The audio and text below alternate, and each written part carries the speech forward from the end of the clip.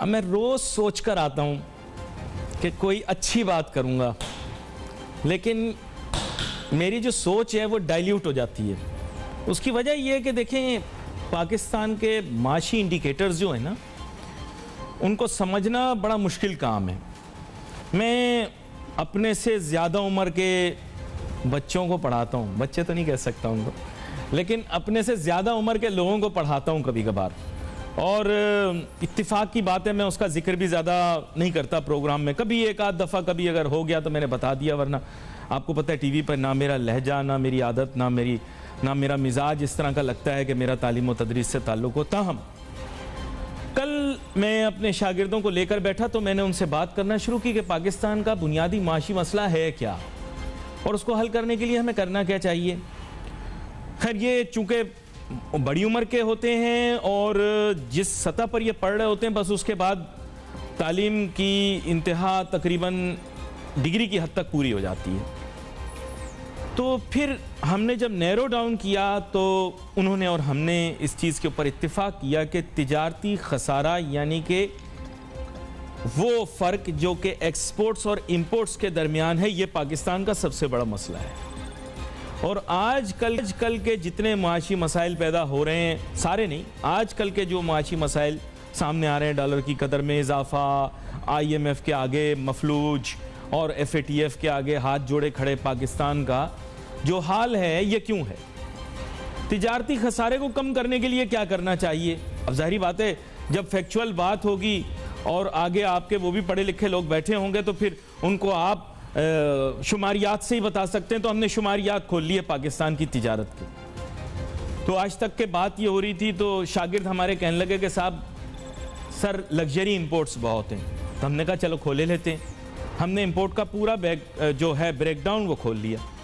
अब मसला कुछ ऐसा है कि इतना बड़ा तखमीना है हमारी इंपोर्ट्स का और एक्सपोर्ट्स हमारी तकरीबन आधी हैं उसके, तकरीबन कह सकते हैं, हो सकता है आधी से भी कम हो इस साल अगर निकलें तो, क्योंकि अभी स्टैट्स आएंगे,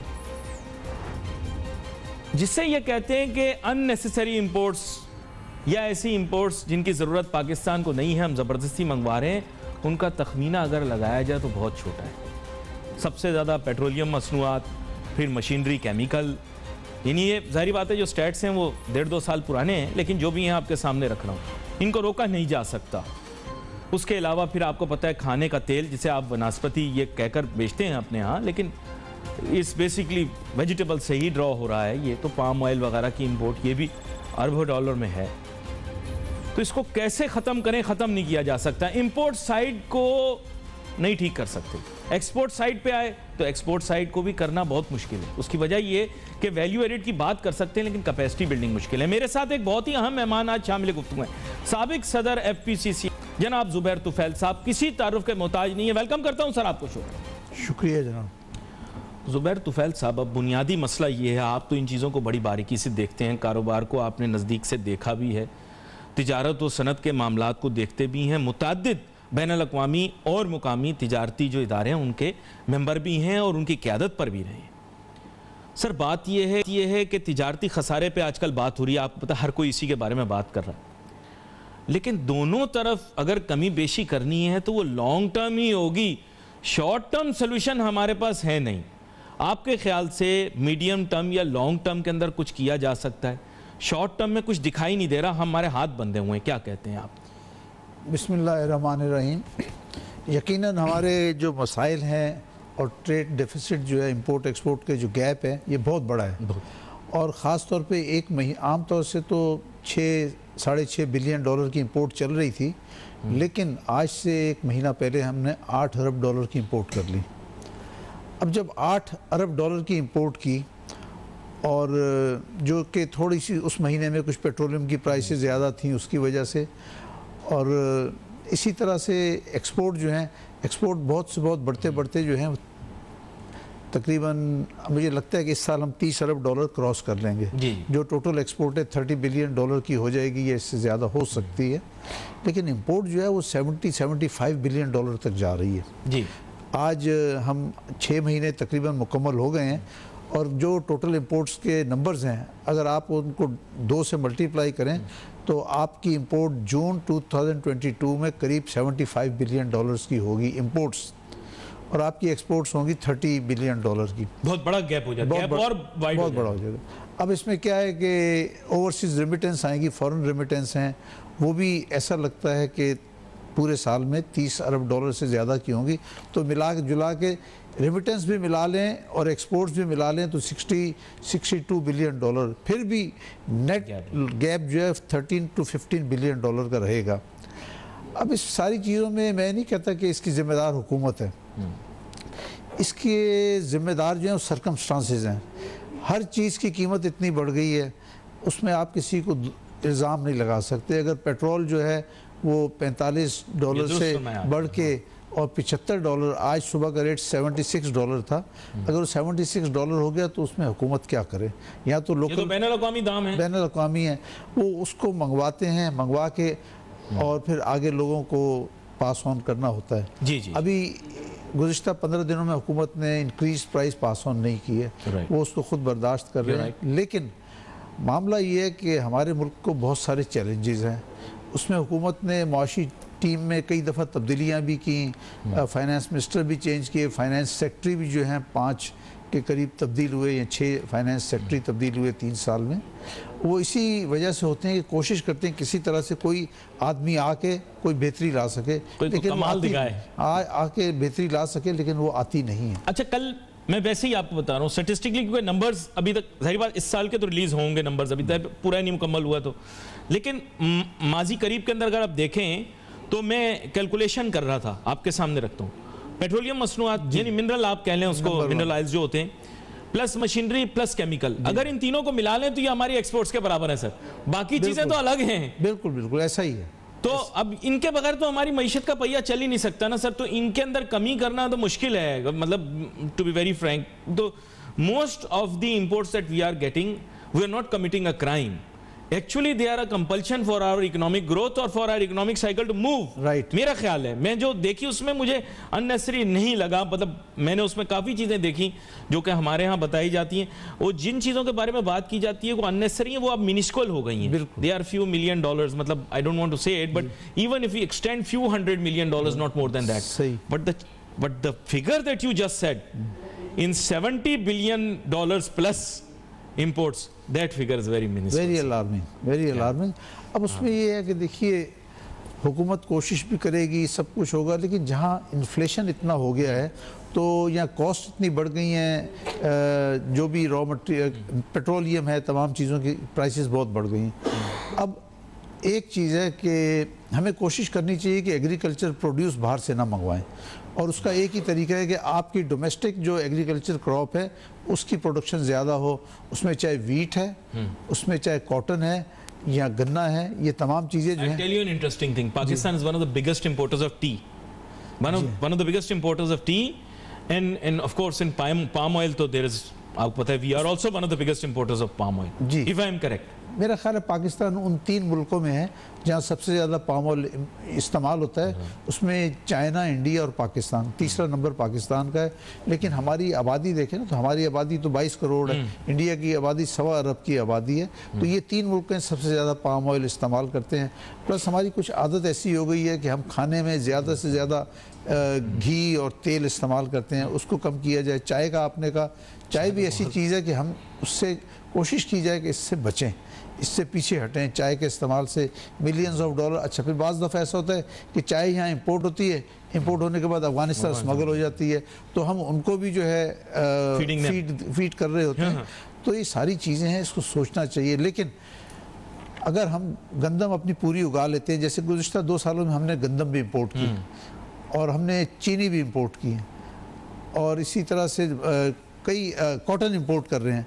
अगर यही 4-5 क्रॉप्स अगर हम अपने लोकली पूरी कर लें तो हमारा बहुत सारा कई $100 मिलियन, मिलियन नहीं बल्कि बिलियन डॉलर्स की इंपोर्ट कम हो सकती है। कि हमारे पास अपनी वीट हो, अपनी चीनी हो, और चीनी अपनी हो, वीट अपनी हो और कॉटन अपनी हो।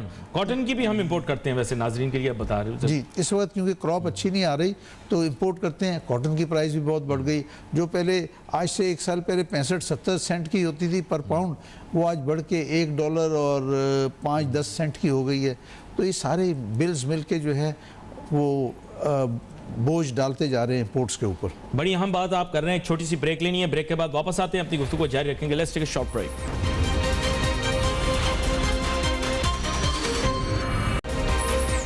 नाज़रीन, welcome back after the break. Zubair Tufail साहब के साथ ब्रेक पे जाने से पहले बात हो रही थी जनाब तिजारती खसारे को कैसे कम किया जाए, लेकिन साथ ही साथ उन्होंने गवर्नमेंट की जो अच्छे काम हुए गवर्नमेंट के, उनको एक्नॉलेज किया है। जिन लोगों ने अच्छे काम किए हैं उनको भी एक्नॉलेज किया, ज़रूरी है। क्यों ज़ुबैर तुफैल साहब, मैं देखता हूँ कि एक मनफी किस्म का माहौल पैदा कर लेना, उससे कोई फ़ायदा नहीं है। दूसरा, आपने अच्छी बात यह की सबको लेके बैठो, ये मैं ऐसे कहूँगा कि इकोनॉमिक मैनिफेस्टो एक होना चाहिए जनरली, और इकोनॉमिक मैनिफेस्टो के अंदर एक 1 पॉइंट एजेंडा तो ये है ना कि इकोनॉमिक प्रोग्रेस होनी चाहिए। बिल्कुल सही। अच्छा, इन माय पर्सनल ओपिनियन मेरा ऐसा ख्याल है कि शहबाज शरीफ साहब बैठ जाएंगे, मेरी जो अपनी राय है, डिस्पाइट ऑल पॉलिटिकल डिफरेंसेस, तो I have good expectations from him. इस अपोजिशन में होंगे ठीक है, लेकिन he is a reasonable person, और मेरे ख्याल से वज़ीर आज़म इमरान खान साहब को शहबाज शरीफ साहब के साथ बैठना भी चाहिए। इसमें कोई हरफ आखिर नहीं होता सियासत में, और अगर ख़ुद नहीं भी बैठ रहे तो टीम्स को दोनों को बैठ जाना चाहिए, और एक दूसरे पर तनकीद करने के बजाय मईशत को, मुल्क को बेहतरी की तरफ, ऑफ कोर्स। और मेरे ख्याल से इसमें कोई ऐप भी नहीं। जो बात आपने की है कि दोनों टीम के अंदर अच्छे लोग हैं, क्या दोनों टीम के अंदर जो उनके इकोनॉमिस्ट हैं दोनों में अच्छे हैं, अपोजिशन में भी हैं, गवर्नमेंट में भी हैं। तो हुकूमत को चाहिए कि अपोजिशन के जो भी इकोनॉमिस्ट हैं उनको अपने साथ बिठाए, बोले यार ये मुसीबत है, मुल्क की मईशत को ये मुसीबत है, बताओ आपके पास क्या हाल है, हम ये कर रहे हैं, ये मैनेज नहीं हो रहा, आप बताओ आप इसमें क्या प्रपोज करोगे। तो इस तरह मईशत सबसे। अच्छा, एक और बड़ी मज़ेदार आपसे बात करूँ। हाँ जी, मेरा तो ऐसा ख्याल है कि मॉनेटरी पॉलिसी बोर्ड्स और स्टेट बैंक के भी जो अहम ओहदेदारान होते हैं, इसमें भी ताजिर सनतकारों की नुमाइंदगी थोड़ी सी बढ़ा देनी चाहिए। बिल्कुल सही, बढ़ा देनी चाहिए मेरे ख्याल से। आजकल तो बहुत कम है उनकी नुमाइंदगी, स्टेट बैंक के बोर्ड पे तकरीबन है ही नहीं। एक उन्होंने एक सिस्टम बनाया है, एक सूबे से एक आदमी ले लो। अब वो जिस आदमी को लाते हैं वो मईशतदान होता ही नहीं है उस मुल्क का। और मिसाल के तौर पे मैं नाम नहीं लेता किसी प्रोविंस का, वहाँ से ऐसे लोग आते हैं जिनको अब बिजनेस एक्सपोजर इंटरनेशनल या बैंकिंग का नहीं है, उनको मेंबर बनाते हैं, वो बेचारे खामोशी से बैठे रहते हैं, जो मेजॉरिटी कहती है हाथ उठा देते हैं, वो बात हो जाती है। हाँ, अब अगर इनको ऑटोनॉमी दे रहे हैं तो फिर ऑटोनॉमी जिसे कहते हैं ना कि authority with responsibility, and definitely उसके बाद फिर एहतसाब का अमल भी होता है। सही। तो खुद एहतसाब भी सबसे अच्छी होती है, and that's best when internally the organization has such people who can ask questions, who can hold people accountable, and most of all not to point fingers but solve the issue. मसाइल का हल तलाश करना चाहिए, बजाय इसके कि आप एक दूसरे को क्रिटिसाइज करते रहें, उससे कुछ भी नहीं होगा। जब तक आप मसाइल का हल तलाश नहीं करेंगे ना, उस वक्त तक मामलात आगे नहीं चलेंगे, मुल्क में बेहतरी नहीं आएगी।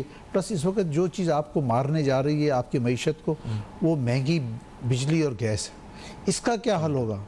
इसका क्या पॉइंट है, बहुत अहम पॉइंट। हाँ, जब तक ये अभी अगले 2 महीने में 3 महीने में बिजली और गैस दोनों और महंगी होंगी, तो इससे आपकी कॉस्ट ऑफ प्रोडक्शन और बढ़ जाएगी। अब आज मैंने तो कभी, मतलब मैं शुरू से कराची में पैदा हुआ हूँ and I am living here for a long time. पहली दफ़ा सुना है घर में कि गैस नहीं आ रही। मैंने घर में कहा कि भाई रोटी बना के लाओ, तो उसने आदमी ने कहा कि साहब वो गैस नहीं आ रही, रोटी नहीं बन सकती। मैंने कहा अच्छा भी तंदूर से जाके लेके आओ। तो अब ये सच इज इट, ये फेस कर रहे हैं लोग प्रॉब्लम बहुत ज्यादा। अब ये कि बाद में मैंने महसूस किया कि क्या किया जाए, तो मुझे किसी ने कहा कि भाई आप भी गैस का सिलेंडर मंगवाएं, घर के अंदर रखें, जब सिलेंडर के ज़रिए गैस आ रही है उसके ज़रिए काम चलाएं। अच्छा, लेकिन एक चीज़ और भी है, मेरा ऐसा ख्याल है कि पाकिस्तान की एनर्जी प्लानिंग के लिए ना एक एनर्जी प्लानिंग कमीशन होना चाहिए, है भी, लेकिन उसको थोड़ा मुतहरिक होना चाहिए, number 1। Number 2, it should be on commercial grounds. क्यों? क्योंकि मेरा ऐसा, आई don't no, most people disagree कि जी नहीं हमें इस तरह से जाना चाहिए। देखिए, मेन एम ये है कि जब तक आप प्राइवेट एंटरप्राइज को नहीं लाएंगे, commercial interest, human being by nature is greedy, ये एक फ्रैंक फैक्ट है। आप उसका इंटरेस्ट रखेंगे तो वो प्रॉस्परस होगा। और मैं प्रोग्राम से पहले आपके वर्ड यूज कर रहा था ना, शेयर्ड प्रोस्पेरिटी। सोसाइटी में हर आदमी क्लोज नहीं है। Many people want to share their prosperity, they want to become wealthy and they want to make other people wealthy as well. Right. Win win ही होता है ना सर। ऐसा ही होना चाहिए तो मेरे ख्याल से एक विन विन रिलेशनशिप क्रिएट करें, जी। बिजनेसमैनों को भी इसमें लाएं, मिक्स को, ये जो एनर्जी मिक्स है, आपने प्राइस बताई, एनर्जी मिक्स को थोड़ा डाइवर्सिफाई करें, कोई नई सोर्सेज को तलाश करें। लेकिन जब तक आप private interest, blatant private interest नहीं रखेंगे तो अच्छा नहीं होगा, वरना क्या होगा, वो होगा हिडन प्राइवेट इंटरेस्ट। करेक्ट। तो हिडन प्राइवेट इंटरेस्ट ना रखें। अमेरिका में तो आपने देखा होगा कि उनका जो मरकजी बैंक है उसका भी काम करने का अंदाज ऐसा है कि वो कमर्शियल ग्राउंड्स पे काम करता है। कमर्शियल ग्राउंड पे काम करें, क्या कहते हैं आप? बिल्कुल ऐसा ही होना चाहिए। देखें जिस तरह से अब आपने, ठीक है, स्टेट बैंक ऑफ पाकिस्तान को ऑटोनॉमी दी है, ठीक है, लेकिन इसके अंदर जो है आपको प्राइवेट सेक्टर के और लोगों को इंडक्ट करना चाहिए। Don't make it a bureaucracy, do not make it a bureaucracy जी, कि भाई जो उसमें क्या है, जो सेक्रेटरी वहाँ बैठा है वो ऑटोमेटिक मेंबर है, वो सेक्रेटरी Ex चला गया। officio। अब मसला ये है कि आजकल तो सेक्रेटरी साहिबान ऐसे होते हैं कि वो अपने ऑफिस गया हुआ है, उसको पता नहीं है, तो पता चले 4 बजे पैगाम आया, चलो जी आप यहाँ से हटा दिए गए हो। तो ये जेनेरिक्स भी खत्म होनी चाहिए, स्पेशलाइजेशन आनी चाहिए सर। ये जो है ना, बेइज्जती के साथ आप ब्यूरोक्रेट्स को अपनी कुर्सी से नहीं हटाएं, आपने उसे हटाना है आराम से, उसको कहें कि भाई एक सेक्रेटरी कल परसों हाँ हटा दिया। जी, दिस इज समथिंग कि भाई जो मुझे तो नहीं पता, जो आम सुना गया वो यही है कि उनकी मुताल्लिका वजीर से झड़प हुई, उन्होंने कहा जी इसको हटाओ, उसको हटा दिए। देखें ये लोग जो ब्यूरोक्रेट हैं ना, ये 30-35 साल का तजर्बा रखते हैं, और हम ये नहीं कह सकते, आमतौर पे लोग कहते हैं ये ब्यूरोक्रेसी ऐसी है, सब ब्यूरोक्रेसी सारे बुरे नहीं हैं, सब ब्यूरोक्रेसी खराब नहीं है, इनमें बहुत सारे अच्छे लोग हैं जो 30 साल 35 साल का तजुर्बा इल्म रखते हैं। इनमें से बाज़ लोग हैं जो बाहर की यूनिवर्सिटी से, वाशिंगटन यूनिवर्सिटी से पढ़े हुए हैं, बॉस्टन यूनिवर्सिटी से पढ़े हुए हैं और हार्वर्ड यूनिवर्सिटी से पढ़े हुए हैं। तो इनको आप इनसे काम लीजिए, अगर आपको काम पसंद नहीं आ रहा तो उसको इज्जत से दूसरी जगह पे ट्रांसफ़र करें, बजाय इसके बेइज्जती के। बेइज्जती करना तो बहुत आसान बात है, किसी को बुरा भला कहना, आप इज्जत से किसी को हटाएं और उसकी जगह दूसरा बंदा ले, कहते जी आप सही नहीं चला पा रहे, लिहाजा हम आपको दूसरी जगह लेके जाएंगे, आपकी जगह कोई और है। अच्छा, मैं आपको एक चीज़ बताऊं, प्रोग्राम का वक्त खत्म हो रहा है, लेकिन आगे आने वाले दिनों के अंदर आपके साथ इस मौजू पर ज़रूर बात करेंगे। मुशर्रफ साहब प्रोग्राम देख रहे हैं, अस्सलाम वालेकुम। मुशर्रफ साहब कभी कभी दुबई के अंदर प्रोग्राम देखते हैं, इन्होंने ब्यूरोक्रेसी के अंदर कुछ अच्छी इस्लाहात करने की कोशिश की थी। मेरी ख्वाहिश ये थी कि डॉक्टर इशरत हुसैन भी कोई काम करते, लेकिन अनफॉर्चुनेटली या वो कर नहीं सके या I don't know some reason. बहरहाल मुशर्रफ बेहतर कर लेते, थोड़ा साहब ने अपने दौर में काफ़ी अच्छी कोशिश की, बेहतरी भी हुई, उनके टाइम में भी एक्सचेंज रेट स्टेबल रहा। और इशरत हुसैन साहब का मैं बहुत एहतराम करता हूँ, जब वो स्टेट बैंक के गवर्नर थे तब भी, उसके बाद IBA में भी, बल्कि गुज़िश्ता हफ्ते भी मेरी उनसे मुलाकात हुई, एक हुनर फाउंडेशन का प्रोग्राम था तो वहाँ पे आए, तो बहुत ही प्यार मोहब्बत से मिले, बहुत अच्छे इंसान। इस्लाहात जो है ना वो उन्होंने कोशिश की, लेकिन अब मसला ये ना, ये हुकूमत जो है आसानी से किसी की चीज़ों को मानती नहीं है, चाहे उनका अपना साथी भी हो ना, उसकी भी नहीं मानती। तो बहरहाल वो फिर जो भी हालात होते हैं सबको भुगतने पड़ते हैं। बड़ी अहम बात इन्होंने की है। दूसरी बात यह है कि मैंने बहुत सारे लोगों की बहुत सारी तकरीरें भी सुनी। बात यह है कि पेचीदा मसाइल के आसान हल निकालना थोड़ा मुश्किल भी होता है, और इसीलिए ज़ुबैर तुफ़ैल साहब ने पेचीदा मामलात के पेचीदा हल बताए हैं, क्योंकि कॉम्प्लिकेटेड चीज़ों को कभी कभार सॉल्व करने के लिए कॉम्प्लिकेटेड मेथोडोलॉजी यूज़ करनी पड़ती है। लेकिन स्टेक होल्डर्स को जब तक ऑन बोर्ड नहीं लेंगे, सब लोगों को ऑन बोर्ड नहीं लेंगे, साथ नहीं बिठाएंगे, काम नहीं होगा। यहाँ पर हमारे प्रोग्राम का वक्त खत्म हुआ चाहता है। आगे आने वाले दिनों के अंदर इस मौजू पर बात करेंगे। Wait for message on Facebook. Ali Nasir my team को इजाज़त दीजिए। अल्लाह हाफ़िज़।